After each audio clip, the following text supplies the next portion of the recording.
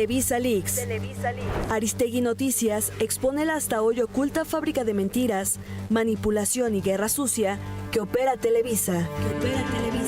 La empresa líder mundial en producción de contenidos de habla hispana. Una filtración de 5 terabytes con miles de documentos, guiones, archivos de producción, fotos, videos, así como chats internos, revela las campañas que la empresa de Emilio Azcárraga Gallán ha orquestado contra Carlos Slim, Ricardo Salinas Pliego, miembros del Poder Judicial, periodistas, productores de televisión y muchos otros personajes de la vida pública. Televisa Leaks. Descubre la investigación en aristeguinoticias.com.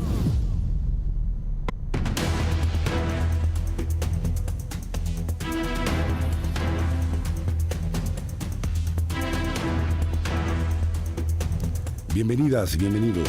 Esto es una mesa especial de Televisa Leaks. Mi nombre es Alfredo Figueroa y estamos aquí para profundizar en el análisis de una de las revelaciones más importantes para la vida pública del país en los últimos años. Tengo el gusto de que esté en esta mesa Jacobo Dayan, quien es de casa y analista político. ¿Cómo estás, Jacobo? ¿Qué tal, Alfredo? ¿Cómo estás? Sí, me parece sumamente relevante hacer una profundización, un análisis sobre las implicaciones en 1000 aristas de lo que se ha revelado en estos días. Me parece sumamente importante. Un gusto que estés aquí, Jacobo. Y está con nosotros Moni de Suan también, quien es un especialista en telecomunicaciones, un hombre con una historia muy importante en esa parte de la vida pública, porque además fue expresidente de la COFETEL. Querido Moni, ¿cómo estás? Alfredo, Jacobo, un abrazo a ambos, un saludo al auditorio. Una disculpa por no estar ahí presencialmente, el tema lo meritaba. Y empiezo por lo que creo que es evidente, que es un reconocimiento a Carmen, a su equipo por su valentía y por supuesto a Germán, que nos ha entregado la evidencia de algo que siempre supimos, pero que nunca pudimos probar hasta el día de hoy. Así es. Vamos entrándole al tema, si les parece bien. Empecemos contigo, Moni. ¿Qué significa Televisa Leaks? ¿Qué revela Televisa Leaks, en tu opinión, Moni de Suan? Yo creo que revela, como decía Jacobo hace un segundo, muchísimas aristas.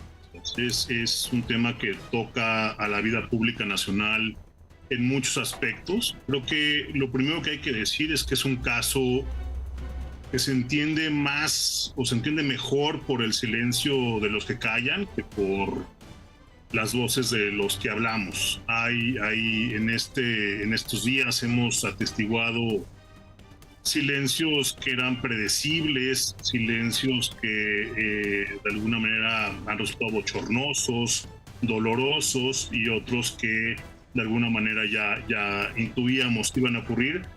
A mí me parece que uno de los silencios que no se han mencionado, por ejemplo, dos de ellos tienen que ver primero con la autoridad que regula las concesiones de radiodifusión en este país, y segundo con los legisladores, ¿no? Que creo que ahí podríamos hablar de lo predecible que es para quienes conocemos el ecosistema, el silencio que guardan en este momento los legisladores. Y otro tema también, mencionar, Jacobo, Alfredo, estamos en un contexto en el cual muchas de estas personas que han dejado de opinar sobre lo que está pasando hoy en día con Televisa Leaks están denunciando la posible aprobación en el Congreso de lo que han llamado algunos la ley censura.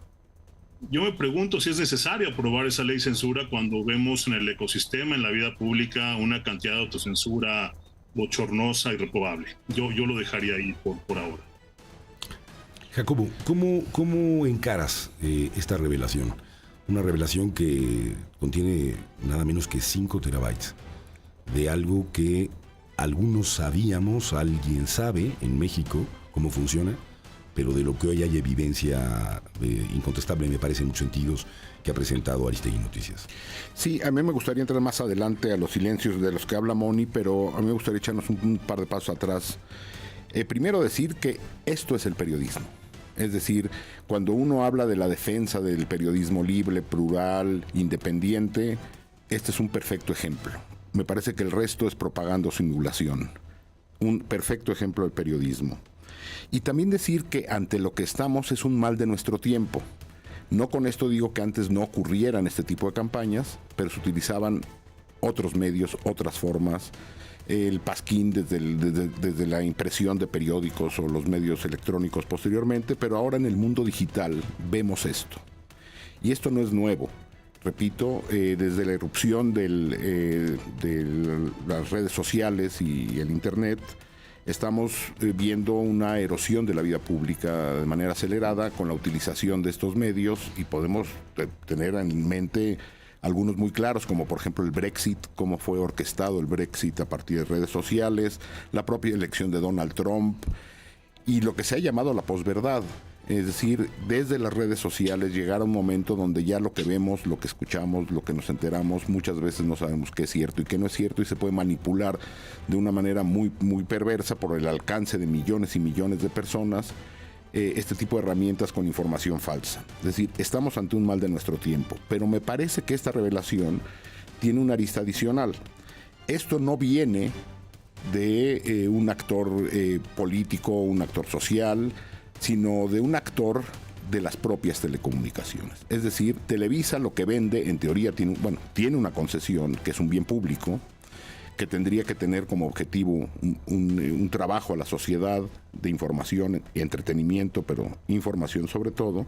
Esta empresa, sin ningún tipo de brújula moral, está ahora trepada en la desinformación. Ya sería grave que esta campaña fuera hecha por cualquier otro actor económico.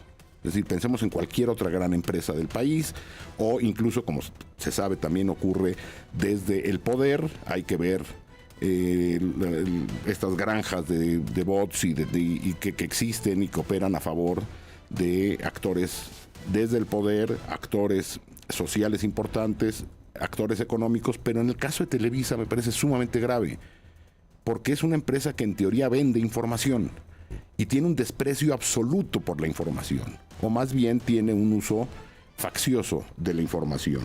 Entonces lo que yo diría es, hay una crisis moral brutal de esa empresa, que ni siquiera tiene respeto por lo propio que vende.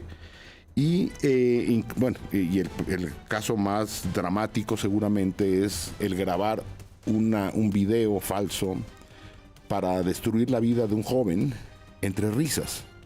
Es decir, ¿con qué seriedad una empresa que se dedica a la información empieza a desinformar? Repito, no quiero decir con esto que en el resto no ocurra, pero me parece que de entrada es eso. Es decir, por un lado se tiene un periodismo libre, independiente, serio, que está revelando esto, y una empresa que se dedica en teoría a lo mismo, que prefiere desinformar.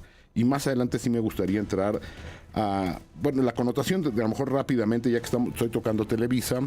Estas revelaciones hablan, entre muchas otras cosas, de su relación con el poder. En el caso, por ejemplo, de la cercanía y el trabajo que realizó junto con el exministro presidente de la Suprema Corte de Justicia, Arturo Saldívar. La pregunta es qué relación hay entre la televisora y la Suprema Corte y el artífice de la reforma al Poder Judicial. Sabemos hoy que trabajadores de la Suprema Corte trabajaban en Televisa. Sabemos que gente que trabajó en Televisa ahora es candidata o candidato a juez, ministro, magistrado. Es decir, ahí están documentados.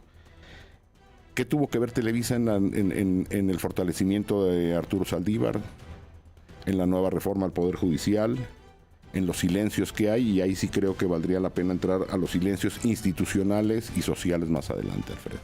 A ver, yo sitúo un poco la conversación en algo que a mí me parece muy relevante.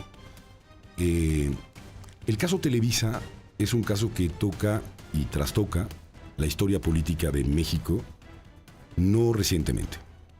La historia política de Televisa en México ha sido muy relevante desde el régimen autoritario encabezado por el Partido Revolución Institucional. Pues recordar la famosa frase del 2 de octubre.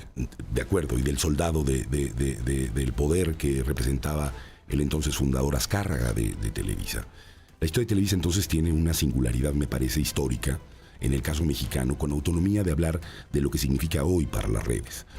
Y de esa historia creo que vale la pena poner un contexto.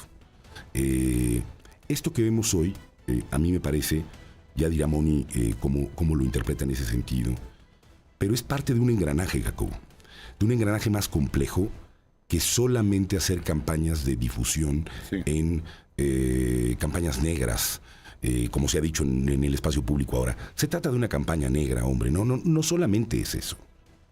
Esto es la punta del iceberg, el elemento que se conecta con otros aspectos en donde se puede presionar al poder, presionar a los adversarios, a través de otros muchos mecanismos. Claro.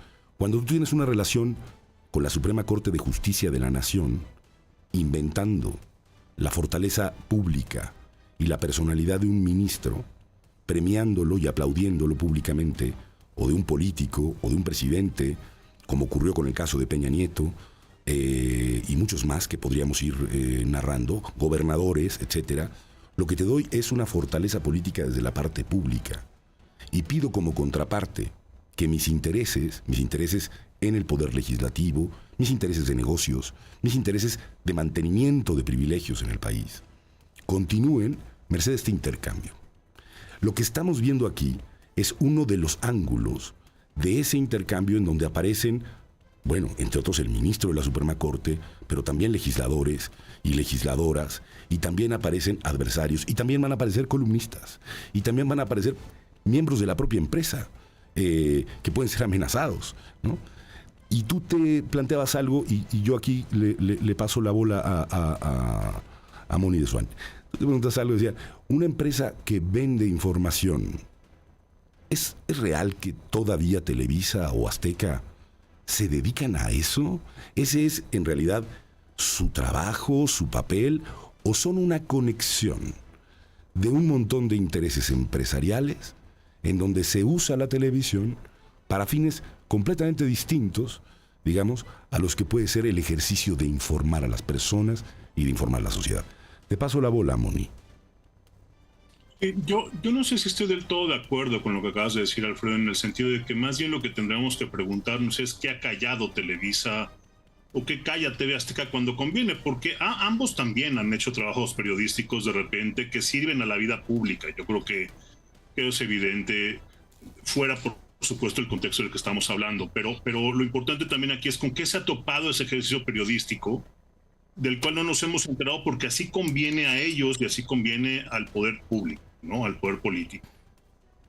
Yo hablaba de los silencios hace un momento, y hace unos días escuchaba a Irene hablar, por ejemplo, de la erosión de las instituciones públicas, que creo que conlleva un poco esta posibilidad realmente de terminar influyendo en el proceso de toma de decisiones. Es decir, para poder hacerlo tienes que primero debilitar a la institución, y lo que me parece gravísimo en todo esto es que se hace con un bien de la nación. Es decir, Televisa es un concesionario público que utiliza un bien de la nación para hacerle daño al Estado mexicano, y eso es lo que me parece que es absolutamente inaceptable. Y también creo que es algo que hemos dejado todos que ocurra por omisión, como sociedad, como autoridades, y hablábamos del poder legislativo. Yo no tengo duda alguna, Alfredo, Jacobo, no tengo duda alguna de que estamos frente a la violación absolutamente evidente del título de concesión de la concesionaria. No tengo duda que el IFT, mientras siga vivo, tendría forzosamente que abrir una investigación al respecto para ver si se cumplen algunos aspectos de la Ley Federal de Telecomunicaciones, particularmente el artículo 303. No tengo duda que el IFT ya tendría que haberle pedido a Carmen una copia de este expediente de los 5 terabytes para ver qué se encuentra ahí, que puede, insisto, abrir una investigación para verificar si es cierto que la concesionaria está violentando su título de concesión. Pero insisto, lo que más grave me parece es que es una empresa que se ha dedicado por décadas, ya lo decías tú, a lastimar, a erosionar a las instituciones del Estado mexicano con una concesión del Estado mexicano. Y eso me parece realmente grave. Por supuesto que aparejado con eso hay pues la abierta agresión, la difamación de funcionarios públicos de toda índole, de todos los niveles, en todos los aspectos. Y la otra cosa que hay que también decir, los casos que ha mencionado, que ha evidenciado Carmen y su equipo de Interjet y Disney, hablan no solo del poder político, sino del poder económico. Es decir, es una empresa que ha utilizado su concesión para desinformar a la población, lo cual tendría que ser de alguna manera verificado por el IFT, pero esto con la finalidad de empujar única y exclusivamente sus intereses económicos de nueva cuenta contra intereses colectivos que tendría que tener la obligación de salvaguardar. Jacobo. 100% de acuerdo con Moni en el sentido de que a pesar de que esto busca proteger intereses mucho más amplios que los de la propia televisora, se está utilizando infraestructura, se está utilizando el know-how de una empresa televisora que tiene una concesión pública, es decir, no estamos hablando de un canal que tendría que regularse de igual manera, es decir, en el mundo la discusión de qué hacer con este tipo de campañas es viva, es decir, cualquiera que lo haga, si lo hace una televisora me parece doblemente grave. Y entrando a los silencios, me parece que ante lo que estamos es ante una censura adoctrinante o ante un temor adoctrinante. Es decir, no es necesaria la llamada de, por favor, de esto no opinen. La gente lo asume. Y la lista, empezaré antes de los actores privados por las instituciones públicas.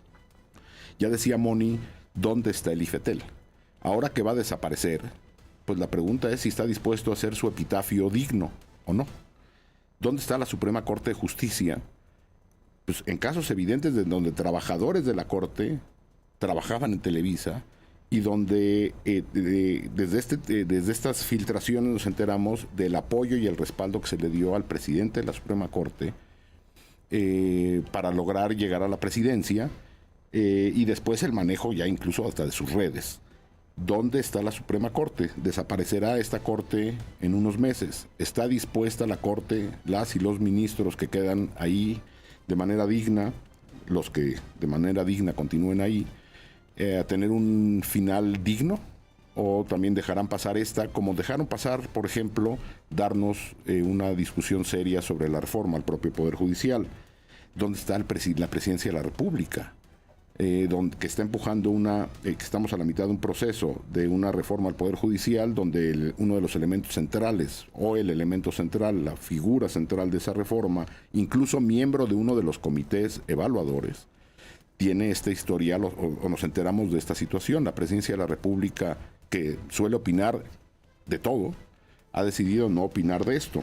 ¿Dónde está el Congreso? Jacobo, sí, perdón. Adelante. Jacobo, estamos a la mitad, no solo una reforma del Poder Judicial, sino también de todo el sector telecomunicaciones. Claro.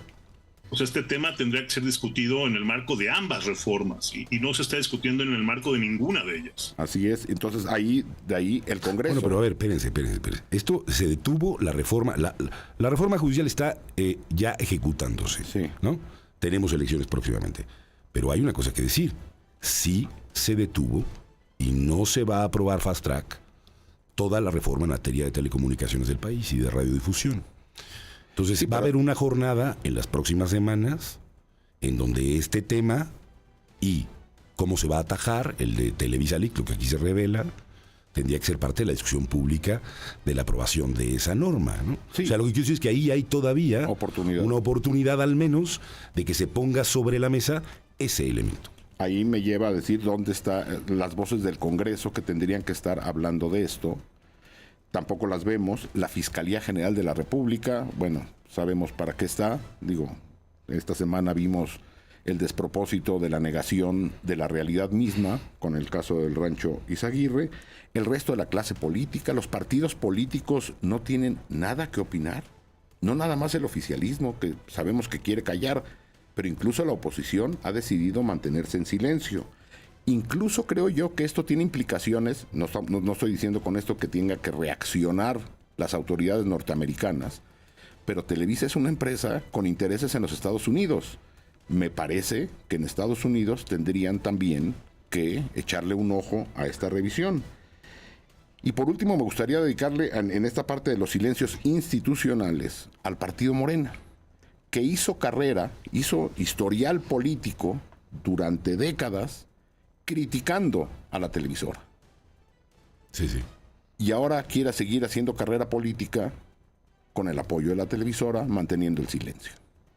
A ver, yo digo una cosa rápida. Es que yo creo que ese silencio del que hablan ambos y que hemos tenido que enfrentar en distintos momentos de la historia, Moni puede dar cuenta de aquello, yo mismo puedo hacerlo porque tuve una responsabilidad pública en la administración de los tiempos del Estado, ya hablaremos de eso, me gustaría que en algún momento lo abordáramos.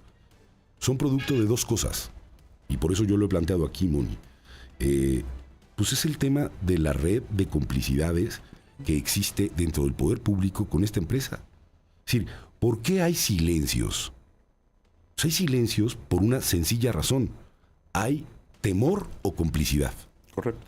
Cuando un político tiene que alzar la voz frente a este tipo de cosas, las consecuencias, si no hay complicidad, lo hemos vivido en México, desde que te borren de la pantalla, que no vuelvas a aparecer jamás, que no seas objeto de ninguna entrevista, no solo de Televisa, sino de la red de intereses que Televisa también defiende. Porque no todos son asuntos asociados a intereses directamente de la propia empresa. Es una... Televisa Leaks, lo que yo he tratado de poner énfasis es, revela una cosa mucho más compleja que esto. Y una red que llega, y quizá valga la pena que abordemos sobre esto, una red que llega cuando tratas de levantar la voz, que ha pasado en este país también, hay que decirlo. Ha habido gente que ha levantado la voz, que ha intentado como servidor público tener una posición digna al respecto, legisladores, reguladores, comisionados, consejeros, etcétera, periodistas, pero incluso digo desde la parte de la responsabilidad pública, que tienen como compromiso ante la Constitución y la ley actuar, pues las consecuencias han sido enormemente graves para estas personas. Quien tenga este atrevimiento va a tener que tener como consecuencia, entre otras cosas, una persecución mediática, una destrucción mediática de tu honra, de tu dignidad pública, de tu respetabilidad, ¿no? Mediante campañas sistemáticas, mediante editoriales que no merecen jamás réplica, donde no puedes aparecer. Todo esto, creo, este silencio se ha venido bordando a lo largo de décadas y de complicidades que están ahí presentes, Moni. Lo contrario, Alfredo, es decir, en el silencio hay premio y castigo. No solo son castigos, no solo son ataques. De acuerdo. Sí, hay premio y castigo, pero hay castigo también, ¿eh? No, por supuesto, pero déjame nada más, porque es importante, me parece, para que la audiencia tenga claro.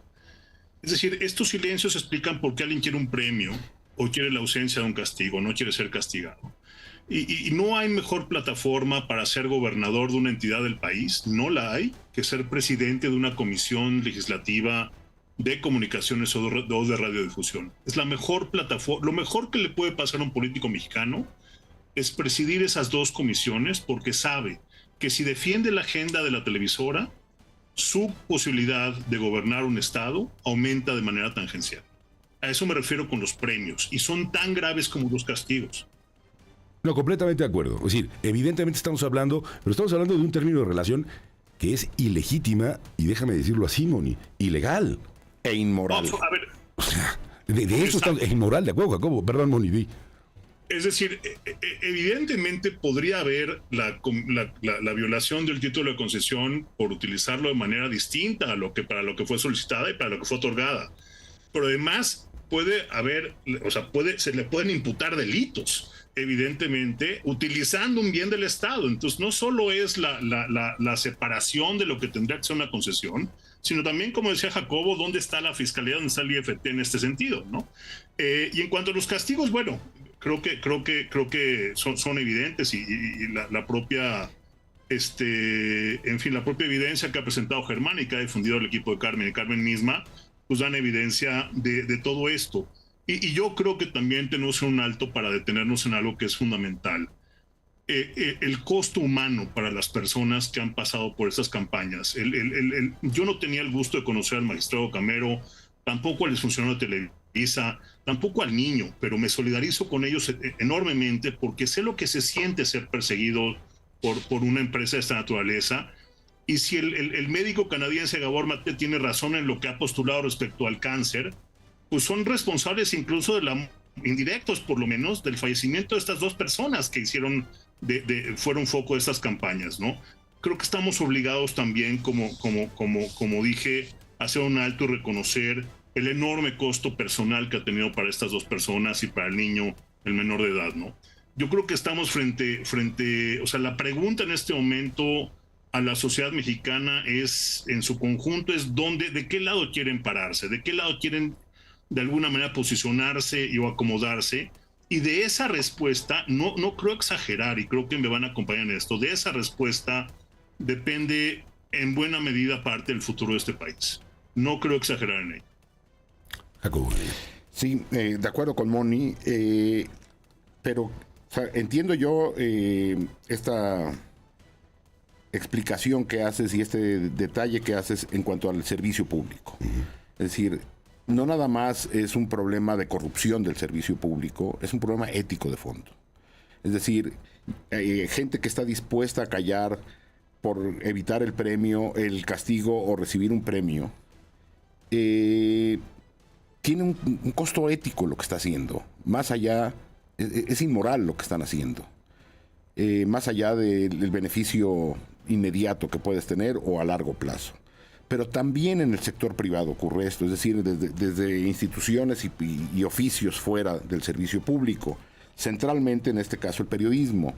Estas persecuciones de las que hablas y estas destrucciones de reputaciones también existen fuera del servicio público.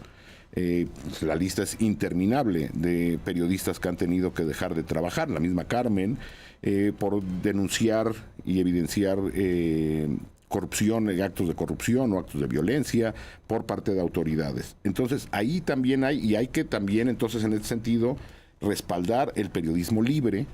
Incluso en estas filtraciones, en esta serie de reportajes hemos visto los silencios que bien decía Moni reflejan o cuentan parte de esta historia, también las pocas voces que desde el periodismo han difundido esto. Es decir, y no me gustaría hacer una lista porque seguramente quedaré corto de lo que yo he podido ver, pero la pregunta es, ¿dónde están los grandes medios de comunicación ante esto en todo el país? Porque en distintos estados algunos medios independientes han estado replicando y denunciando esto. ¿Dónde están los analistas, los columnistas de este país? Otra vez, un puñado ha decidido hablar, pero el resto no. Por eso creo que estamos ante incluso gente que no trabaja en Televisa. O sea, y tampoco entendería que alguien que trabaja en Televisa decide callarse por mantener un empleo.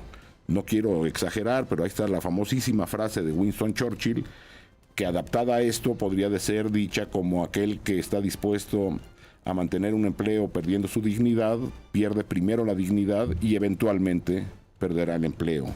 Churchill lo dijo en términos más graves. Adaptado a esta realidad. Exactamente, supuesto, sí. En términos de la guerra. Pero me parece, o sea, cuando leemos un columnista, vemos en radio, en televisión, el análisis de alguno de los analistas, pues no sabemos qué estamos escuchando. Es decir, realmente hay ciertos temas que van a preferir no hablar, o van a preferir matizar, o van a preferir abiertamente mentir. Entonces es gravísimo porque lo que tenemos es un ecosistema de la vida pública, la discusión pública, más allá de la vida política, que es gravísima, porque son las instituciones que deberían de proteger al Estado y a la sociedad. La discusión pública tiene un sesgo brutal. Y coincido con Moni, en dónde nos paremos como sociedad tiene que ver, no nada más en este caso, Moni, yo diría, dónde estamos como sociedad ante la tragedia humana que se sigue viviendo en este país. ¿Cuáles son los límites de lo tolerable o de lo intolerable para la sociedad mexicana? Es decir, si el Rancho Izaguirre, si los 43 de Ayotzinapa, si 100,000 desaparecidos, pues parece no ser el límite de lo intolerable, porque ahí seguimos, pues parece que revelaciones de este tipo tampoco. Donde coloque la sociedad, sus instituciones públicas y privadas, el límite de lo intolerable, hasta ahí llegará este país. De acuerdo completamente con varias de las cosas que aquí se han planteado. Creo que está muy claro dónde está colocado el centro de lo que viene. Yo creo que hay una pregunta a formularnos. Alfredo, ¿me sí. permites hacer un apunte solo sobre el silencio? Sí, adelante, por favor, Moni. Es que escuchando ahorita a Jacobo, en donde claramente hay intereses comerciales de muchos de los silenciosos, llámese analistas, periodistas, grandes medios de comunicación, creo que también ha sido tan poco clara la posición del gobierno respecto de un escándalo de esa naturaleza, que los grandes medios permanecen silenciosos porque no saben si le hacen un favor a Televisa o al gobierno mismo.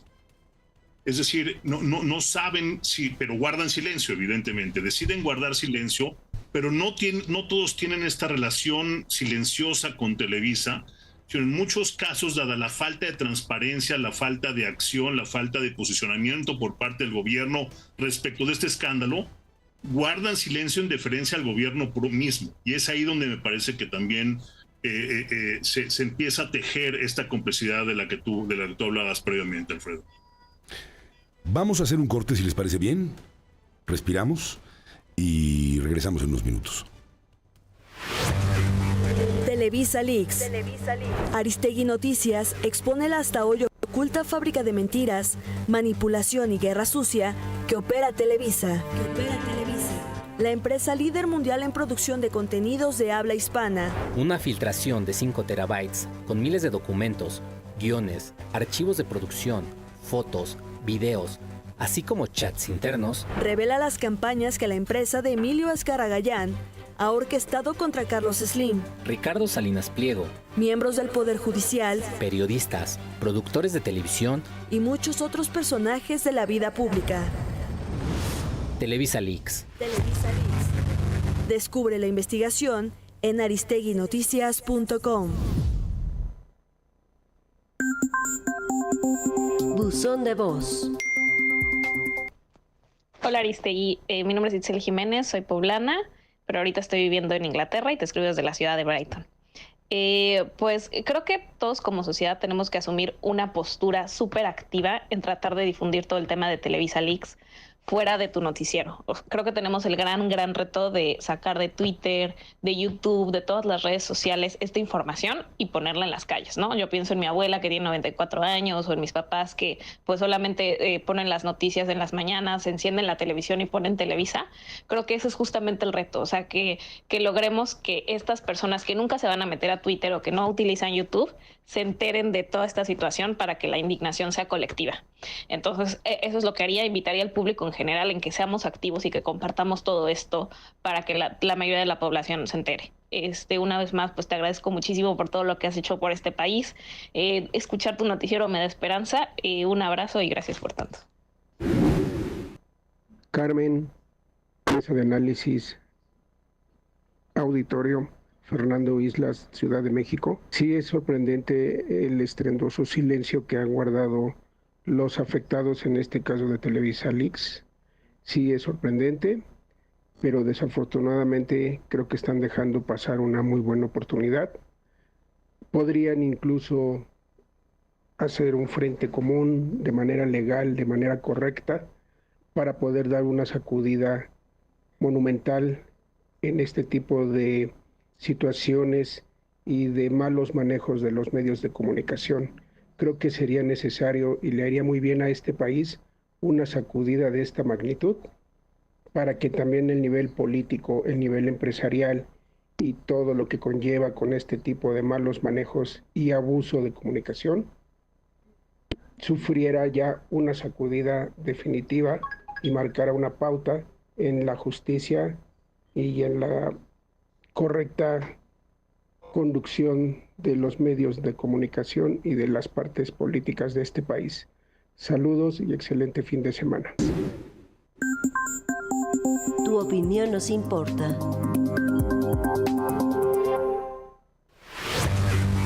Televisa Leaks.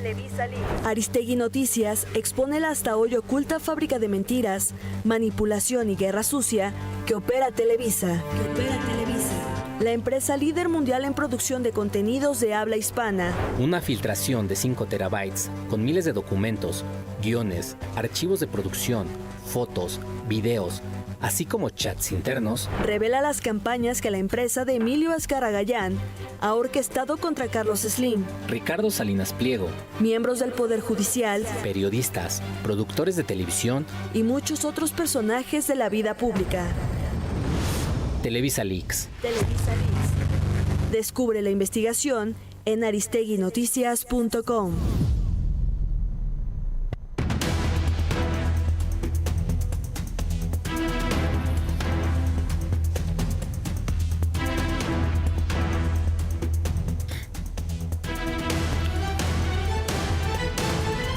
Estamos de vuelta. Gracias por acompañarnos y seguir escuchando esta mesa de análisis. Y antes de continuar, es interesante lo que dice, escuchamos de los buzones de voz de la gente.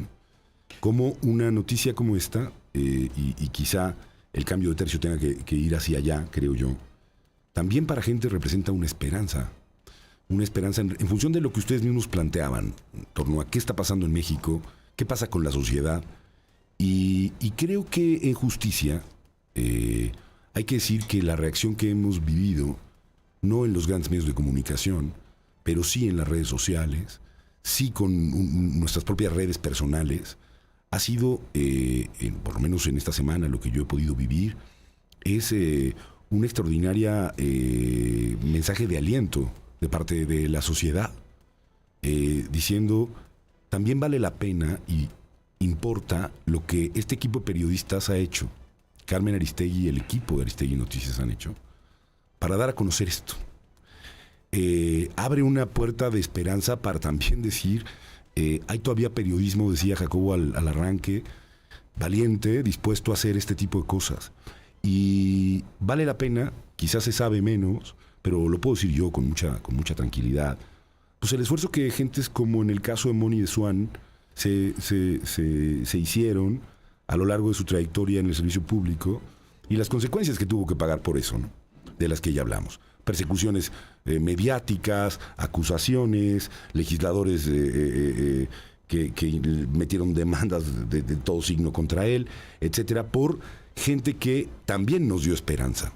O los esfuerzos que desde el Instituto Nacional Electoral hicimos para administrar los medios en radio y televisión y regresarle al Estado mexicano su tiempo, cosa que tenía secuestrado las grandes televisoras desde hace muchos años. Entonces, yo les planteo, a ver, ciertamente estamos en un momento gravísimo de país, en donde hay toda una maquinaria, déjenme decirlo así, un sistema que impide incluso el conocimiento de este tipo de temas, ¿no? Hay en más amplios sectores una devastación institucional enorme, pero frente a eso también se erige, y por eso es tan relevante, la revelación de asuntos periodísticos de esta naturaleza. Jacobo, va a ver, Moni, ¿tú cómo estás viendo esta parte? A ver, yo creo que se nos escapa un reconocimiento, porque decía yo al inicio del programa que si bien seguramente ha habido trabajos periodísticos por parte de Televisa y de la propia TV Azteca que han terminado siendo vetados o escondidos porque por así convenir los intereses de ellos o de otros, también tenemos que reconocer a Radio Centro, porque finalmente Radio Centro podía perfectamente haber vetado este trabajo periodístico. Conociendo a Carmen sabemos que eso es prácticamente imposible, pero también creo que en este caso el concesionario está cumpliendo con su labor social, con una necesidad colectiva, y por lo tanto yo metería en la lista también al Grupo Radio Centro, porque me parece que no es un ejercicio para nada poco valiente, sobre todo evidenciando, como ya decía Jacobo, el silencio de otros medios. De acuerdo completamente. Sí, a mí me gustaría, ahora que se menciona de los medios, y decir que ha habido varios medios que han replicado esto, repito, hacer una lista seguramente me quedaré corto. Yo lo he visto en incluso medios nacionales, sobre todo digitales, en Animal Político, en medios regionales, en el Noroeste, por ejemplo, en Sinaloa, y seguramente muchos otros más. El esfuerzo que hace el periodismo para dar a conocer esto, incluso volteemos al pasado reciente. Si no fuera por el periodismo no conoceríamos la estafa maestra, no conoceríamos los casos de corrupción alrededor de las mega obras del sexenio anterior vinculadas con la familia presidencial. No conoceríamos muchos de los crímenes perpetrados por agentes del Estado. El mismo caso de la Casa Blanca, recordemos todo lo que movilizó el caso de la Casa Blanca hace un par ya de sexenios. Ahí está, y yo sí quiero decir que más allá de lo legal y de lo político, en lo individual hay un elemento ético. Y quisiera hacer un ejemplo. Hace unos días, unas semanas, vimos una renuncia masiva de periodistas, columnistas del Washington Post, por ejemplo. Cuando el Washington Post decidió tener un sesgo en su línea editorial, y hubo una salida masiva de periodistas, columnistas, analistas. La pregunta es, si yo tengo un oficio, si yo tengo algún tipo de brújula en cuanto a mí mismo. Es decir, quienes se están callando saben que se están callando. La pregunta es, ¿qué hay en el fuero interno de ese trabajo? Muchos hemos renunciado por no aceptar imposiciones en algunos medios. Ahí está, por ejemplo, el caso del Washington Post, repito. Y el trabajo periodístico. ¿A ti te tocó renunciar? A mí me tocó renunciar después de estar un mes en W Radio ante. ¿Qué pasó? ¿Cómo? ¿Por qué? Pues había insinuaciones permanentes sobre lo que se podía decir o no poder decir, y algunas entrevistas que se podían hacer o no se podían hacer, y yo después de algunas semanas dije, yo me voy, se acabó, no estoy dispuesto a seguir. Es importante que la audiencia sepa cómo funciona eso, ¿no? Sí, o sea, ¿qué preguntas se pueden hacer, qué preguntas no se pueden hacer? ¿A quién se puede entrevistar, a quién no se puede entrevistar? Bueno. Entonces después... Bueno, Radio Fórmula acaba de dar un ejemplo magistral de cómo hacer periodismo de esa naturaleza. Sí, bueno, con lo de Javier Tejado. Claro. ¿Qué se puede preguntar y qué no se puede preguntar? No pregunto nada, ¿no? ¿O qué sí preguntar? Sí, es decir, pero importa, o sea, quería narrarlo porque la gente piensa que ¿cómo ocurre la censura? ¿Cómo proceden en esta parte? Tu caso es, un buen día me dijeron, esto no puedes preguntarlo. O a este hay que entrevistarlo y hacer estas preguntas, o de esto no se puede, de esto mejor bájale el tono, y después de unas discusiones larguísimas decidirme. ¿Alguien más renunció ahí cuando tú te fuiste? No, yo me fui solo. Es que tú estás apelando, digamos, a qué es lo que pasa con la gente, con los periodistas y con la gente que deciden callar, ¿no? Por eso te lo pregunto. Pero por eso te digo que tiene que ver con uno. Yo no quiero hablar de mí porque, vamos, no quiero decir que lo mío es heroico. Vamos, hay miles de casos, claro. miles y miles de casos de gente que se prefiere hacerse a un lado. De acuerdo. ¿Sí? Otra es echada o aventada a un lado. Hay que ver nada más el recambio de analistas que hay en los grandes medios desde los tiempos de la Cuarta Transformación. Claro. Y antes ocurría lo mismo. Voces muy críticas eran echadas, columnistas eran sacados de periódicos, pero hay que ver el recambio que estamos viviendo. No es casual. Porque luego dicen que lo que se intenta es balancear voces. Y yo insisto en que hay que balancear opiniones, pero no balancear mentiras. Por supuesto. Entonces, cuando uno tiene un micrófono, una pluma, tiene una responsabilidad para con quien lo escucha, con quien lo ve, con quien lo lee, pero también con uno mismo. Y ahí vuelvo otra vez, ahí está el caso del Washington Post, y lo podemos ver en muchos aspectos. Ante el embate de Donald Trump, y eso porque lo tenemos muy reciente, tenemos universidades como Columbia que deciden doblar las manos, y Harvard que decide dar la pelea, y junto con Harvard hay 400 universidades atrás. La pregunta es, qué bueno que hay esas 400 universidades atrás de Harvard y las cientos que decidieron no estar. Entonces, estamos ante una revelación que nos enseña el ecosistema de la vida pública de este país y de lo que se llama el cuarto poder. Si vivimos en un país donde la presidencia de la República está en un partido político, que es normal, en cualquier partido político siempre está en un solo partido, pero tenemos un Congreso con una mayoría irregular, donde no representa la voluntad popular, donde el 54% del voto está representado en el 75% del Congreso, y el tercer poder de la República ahora en unos meses estará en manos otra vez o del crimen organizado o de intereses económicos o de la clase política en el poder, y el cuarto poder estamos viéndolo en 360 grados por todos lados, pues entonces, ¿qué democracia tenemos? Y a esto sumémosle el control territorial del crimen organizado y la impunidad sistémica en este país, que se ve en estos casos, pero también se ve en la violencia y también se ve en quien intenta acceder a la justicia en cosas cotidianas. ¿De qué democracia estamos hablando? La presidenta nos dice que estamos viviendo una época dorada de la democracia. Pues yo creo que esta democracia ya no existe.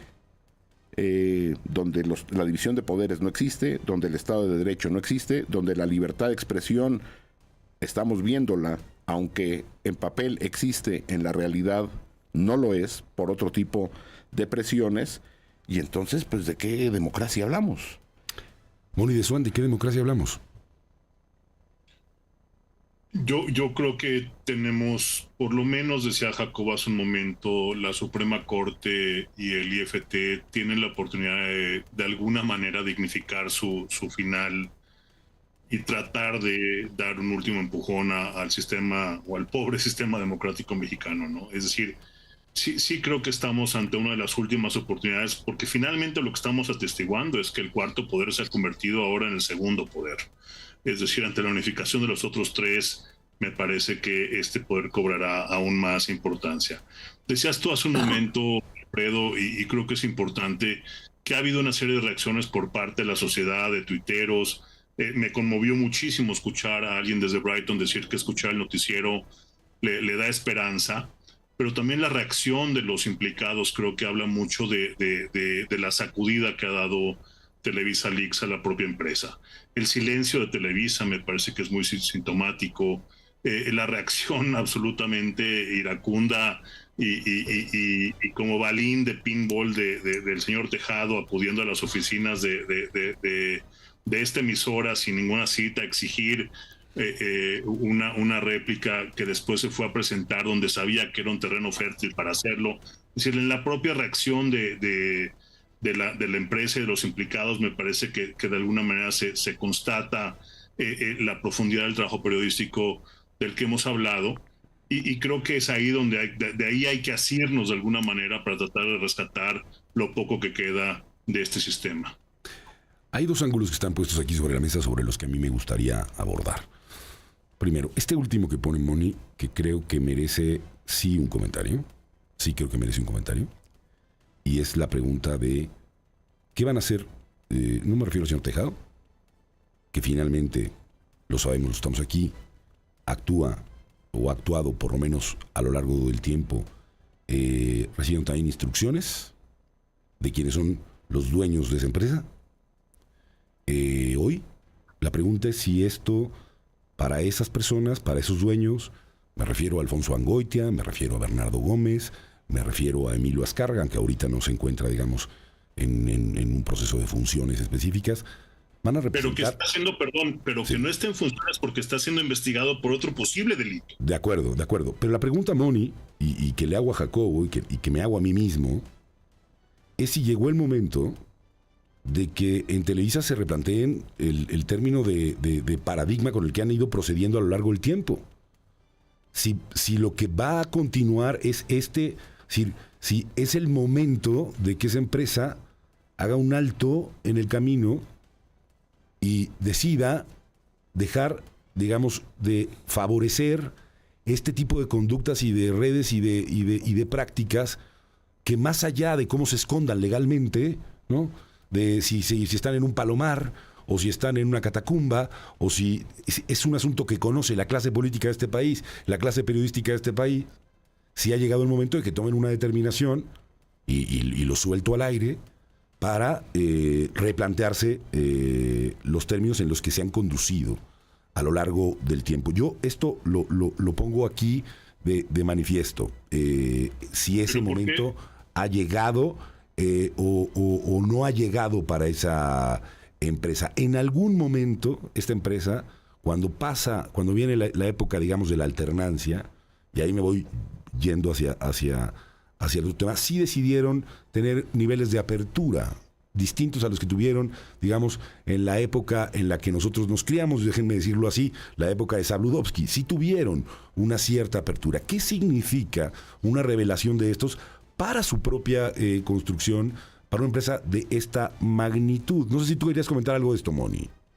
O sea, no veo los incentivos sobre la mesa para que ellos unilateralmente tomen un rumbo distinto. Y además, coincido totalmente en algo, Alfredo. Es decir, la pregunta no es ¿qué responde el señor Javier Tejado? La pregunta es qué responden los señores que dirigen a la empresa, que es imposible pensar que no sabían que el palomar existía, es imposible pensar que no de alguna manera se beneficiaban en sus relaciones cotidianas de lo que ahí sucedía. La pregunta debe ser planteada al señor Gómez, al señor Angoitia, al señor Azcárraga. Pero pensar que ellos han llegado a la conclusión de que es momento de construir un nuevo modelo de negocio, me parece que no va a suceder, es ingenuo pensarlo. Y por eso yo he mencionado varias veces... No, yo lo preguntaba, no digo que estén en esa lógica, yo lo pregunto, si ha llegado ese momento... Yo creo, porque... lo respondo sí, de alguna manera. Para eso están las autoridades, claro. Para eso está precisamente el IFT ejerciendo por primera vez en la historia una facultad que le permite retirar la concesión de ser el caso, por lo menos investigar. Pero si ni siquiera se investiga, si ni siquiera se abre la investigación, ¿qué incentivo puede tener? ¿Qué incentivo puede tener cuando se le siguen adjudicando directamente una cantidad importante de recursos para comunicación social del Estado mexicano? ¿Qué beneficios pueden tener cuando finalmente cada uno de los casos que ha narrado Carmen los han ganado de alguna manera? Es decir, no perdieron el fútbol mexicano, terminaron doblando a la familia alemana en el caso que mencionábamos. Es decir, finalmente, como han actuado y como lo hemos narrado, siguen obteniendo beneficios importantes. Entonces, o es el Estado y es la sociedad quienes decimos ya no más, este modelo no es permisible en este país, o va a seguir sucediendo. No veo por qué podrían cambiar. Y sé que si algo no eres ingenuo, Alfredo, no lo quise decir en ese tono. No, pero déjame continuar con la ingenuidad. Pero ahora de regreso para ustedes. Yo no sé qué incentivo ven ustedes en unos señores del IFT o en unos señores del Poder Judicial. No lo veo. A ver, ahora me explican, porque a lo mejor no soy tan inocente. Y les pregunto si ellos tienen algún tipo de incentivo o suponen ustedes que en este país ellos se van a enfrentar a este tipo de conductas de parte de una empresa como Televisa, por cierto, en el momento de su extinción. Respondo. Pero déjame además termino el argumento. Y me lleva ese argumento, Moni, Jacobo, o sea, digamos, más allá del jugueteo, a una cosa que puso Jacobo aquí sobre la mesa y déjenme ponerlo aquí. Es decir, yo no creo que tuviéramos una democracia funcional previamente, y hoy el esfuerzo democrático de construcción que teníamos está devastado en México. Parecería, o a mí me parece, que lo que queda así es una sociedad que le cuesta mucho trabajo organizarse, que le cuesta mucho trabajo dialogar, y nos queda el periodismo libre. No advierto, y lo digo, o sea, yo esperaría un acto valiente de la Corte, esperaría un acto valiente de parte del IFT y de sus comisionados final, pero no tengo ninguna evidencia previa que me permita siquiera, digamos, atisbar una lógica en ese sentido. Quizá quede lo que está quedando en México, que no es la pluralidad y la democracia y la diversidad. Quizá quede la decisión de la presidenta de la República de si interviene en esto o no, que es el poder que concentra o está concentrando todos los poderes. Se los dejo aquí, en medio de este jugueteo. Jacobo, ¿tú quieres entrar? Sí, coincido, no veo ningún incentivo, y lo que haga Televisa pues es asunto de ellos. Quien tiene la obligación de obligar a todas y a todos a cumplir las leyes de la autoridad. Y yo creo que ahora que desaparecen el IFETEL, no conozco yo ni siquiera el nombre de quienes sean comisionados ahí, no tengo ni idea de su probidad o no. En la Corte confío en gente que hay gente decente que queda en la Corte, y yo creo que sí sería relevante decir cuál quiero que sea mi papel en la historia, cuál quiero que sea mi legado, ya que destruyeron mi trabajo de décadas, imaginemos gente que lleva trabajando décadas en esto, y de un plumazo se borra la construcción de una institución que no era buena, pero iba en una línea llevándonos a un país donde de menos se empezaba a vislumbrar la división de poderes, no que fuera una realidad contundente. ¿Cuál quiero que sea? Si yo fuera ministro de la Corte, diría cuál quiero que sea mi papel en la historia. Es decir, en cuanto a la Corte, de la Fiscalía no espero nada. Si los partidos políticos de oposición quieren regenerar su vínculo social, esto es un incentivo o no, pero incluso voy más allá, esto no es un asunto de buscarle incentivos a la postura que tomo como funcionario público, como periodista, como ciudadano. Es decir, ¿cómo puedo dormir yo en la noche? Éticamente. Sí, bueno, vivimos en un mundo donde parece ser más relevante qué beneficios puedo obtener que principios éticos. Y ahí sí creo yo que, como sociedad, tenemos que replantearlo ante la problemática de la articulación social. ¿Cuáles son los límites de lo tolerable? Repito, de lo intolerable.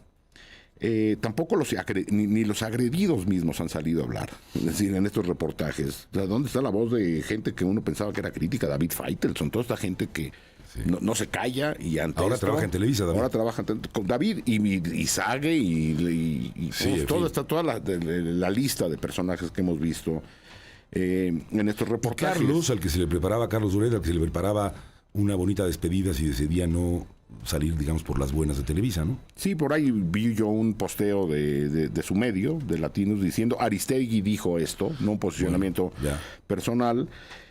Y entonces creo que lo que nos queda como sociedad es redefinir estos límites de lo intolerable y entender el periodismo libre, y ahí la importancia del periodismo libre, independiente, sobre todo en espacios incluso en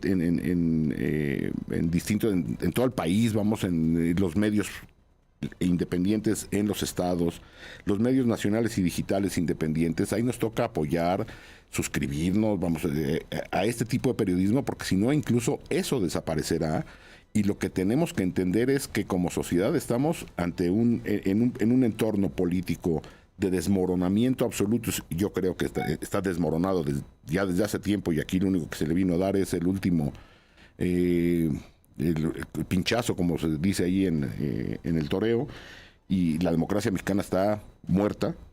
Y la pregunta es si lo que nos toca es la resistencia, y se tiene que resistir desde los principios, desde los valores, desde la verdad, y el periodismo ocupa un lugar central en esto. Es una herramienta indispensable.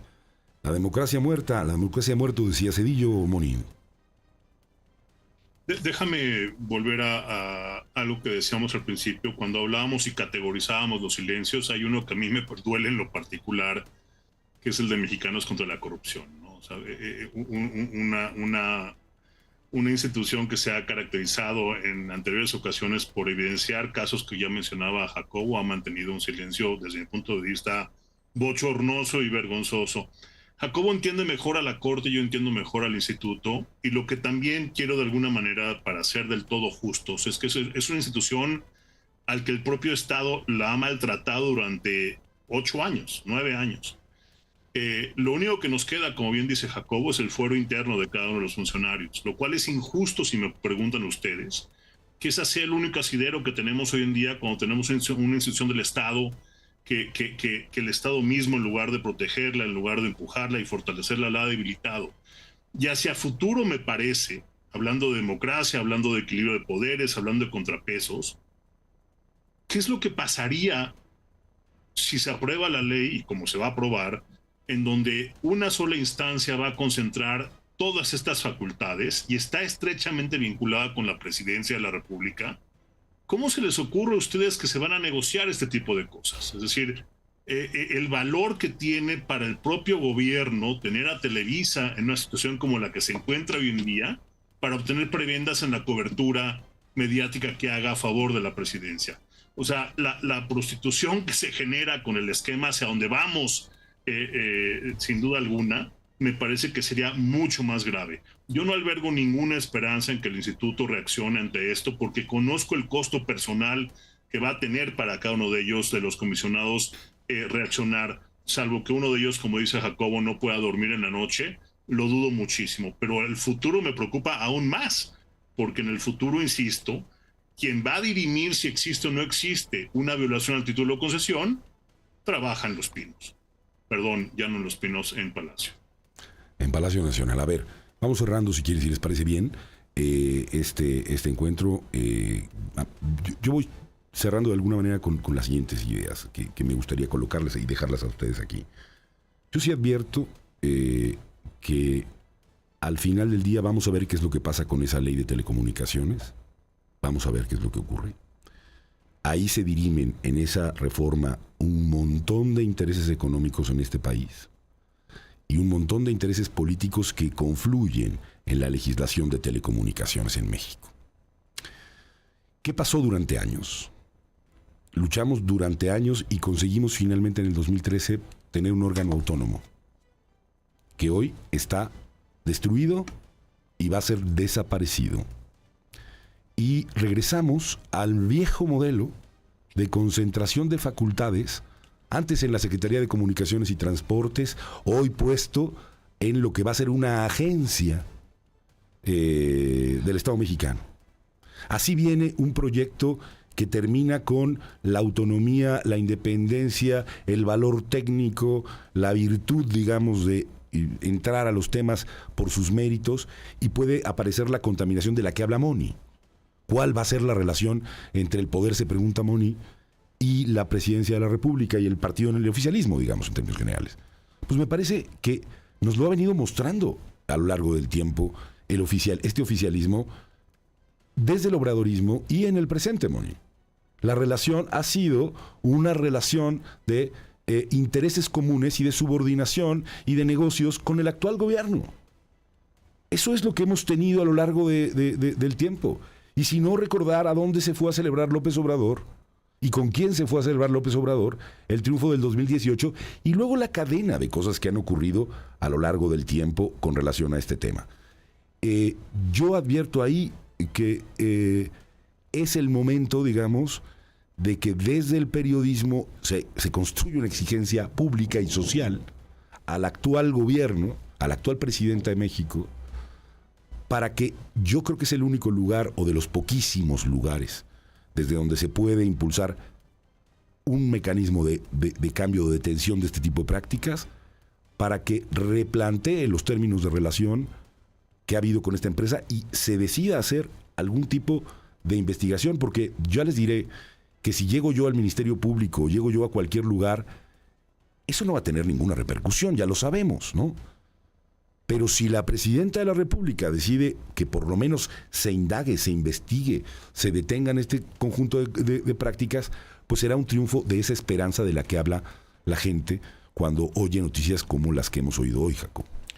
Pues lo que pasa es que el escenario que tú planteas genera todo menos esperanza. Y te voy a decir por qué lo creo.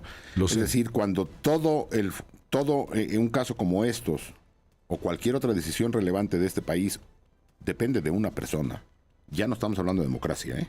No. Es decir, ya no hay Estado de Derecho. Es que yo creo que no estamos ya. No, pues nada más que lo que estás diciendo lo comprueba o lo refuerza. Ratifica, sí. Es decir, no hay división de poderes, el Congreso no está dispuesto a hacer su trabajo, el Poder Judicial tampoco, la Fiscalía General, que en teoría es independiente, tampoco, y todo depende de la voluntad de una persona. Bueno, pues entonces estamos en un país cuyo régimen político y cuyas decisiones más relevantes dependen de una sola persona. Ante ese escenario, que se resuelva esto o no, sería ya irrelevante, en el sentido de que está todo desmoronado. Lo que tenemos como agravante es que este llamado cuarto poder pues tampoco existe, o existe en espacios, repito, independientes, marginales, en muchos casos en el mundo digital, otros con mucho más peso nacional también en el mundo digital, y algunos espacios en medios como este. Y entonces lo único que queda es la resistencia social, porque el escenario que planteas y que plantea Moni es un escenario donde ya no hay Estado de Derecho, ya no hay instituciones, y todo depende de la voluntad de una persona. El temor y seguramente lo hemos pensado varias y varios, es que en unas semanas esto será anecdótico, como lo fue cualquier otro caso que pensemos en el pasado. Recordemos la indignación generada, para no irnos muy lejos, por el Rancho Izaguirre. Bueno, pues el fiscal del General de la República salió a decir esta semana que no hay nada, casi que era una instalación del Comité Olímpico donde se entrenaba gente, nada más que era el crimen organizado, contradiciéndose a sí mismo, a peritajes oficiales. Increíble. Y ya no hay respuesta. O sea, lo que digo es, ya no hubo una resistencia ante eso, porque pues ya es una noticia vieja. Y esta será una noticia vieja pronto, seguramente.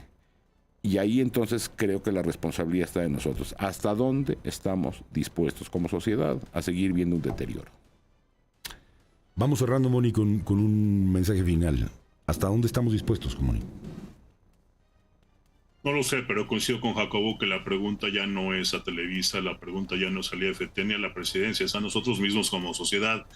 Decía Itzar desde Brighton, cuando hablaba de sus abuelos y de sus familiares, es ahí donde reside la pregunta sobre qué tipo de país, qué tipo de democracia queremos nosotros construir, ya no ellos.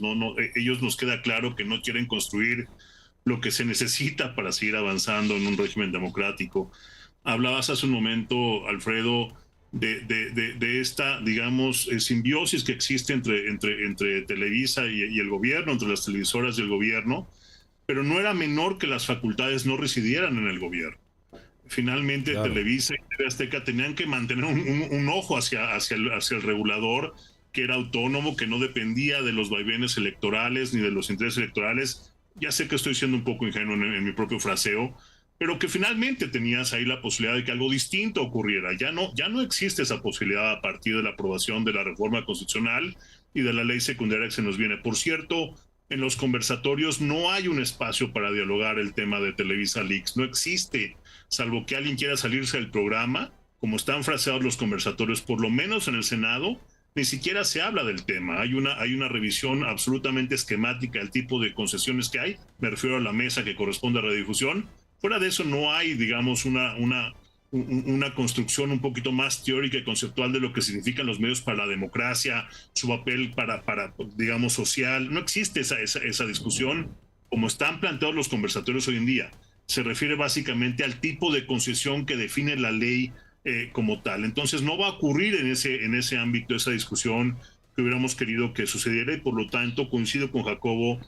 La pregunta es a nosotros, ¿qué país queremos construir y qué estamos dispuestos a tolerar? Desde la violencia hasta la difamación proveniente de un medio de comunicación que utiliza facciosamente un bien de la nación en contra de la misma nación. Bueno, pues la respuesta que hoy quisimos dar aquí, la respuesta que nosotros personalmente estamos dando con eso, es tratar de hacer uso de nuestra voz, que es lo que tenemos, de nuestra memoria, de nuestra historia, de lo que sabemos, de lo que ha ocurrido durante todo este tiempo y de lo que nos ha tocado vivir, y ofrecerle a usted, que nos escucha, que nos oye, una reflexión sobre esto. Y también hemos decidido, por lo menos yo en primera persona, no callar sobre cosas que he vivido, sobre cosas que estoy viendo y sobre cosas que veo, asumiendo las consecuencias que una conducta como esa pueda traer consigo. Así que en medio de la pregunta que nosotros teníamos en primera persona que responder, pues está eso. Yo agradezco mucho a Moni de Swan, a Jacobo Dayan, el que nos hayamos podido juntar hoy a hablar, a conversar, a tener este espacio que se presentará y que espero que tenga alguna difusión y reacciones. Veremos cómo es que ocurre. ¿Algo finalmente que quieras agregar, Jacobo?